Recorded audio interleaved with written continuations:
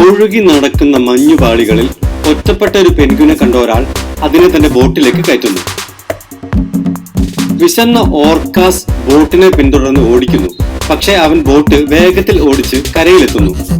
പെൻഗ്വിനെ അവന്റെ ടെന്റിലേക്ക് കൊണ്ടുവരുന്നു.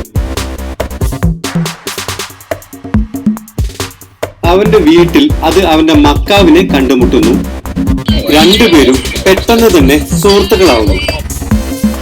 അന്നു മുതൽ പെൻഗ്വിനും മക്കാവും ഉറ്റ സുഹൃത്തുക്കളെ പോലെ ഒരുമിച്ച് കളിക്കുന്നു.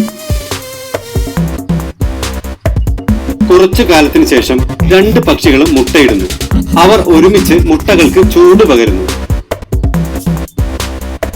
മുട്ടകൾ വിരിഞ്ഞ് ആ മുറിയിൽ ജീവൻ നിറയ്ക്കുന്നു.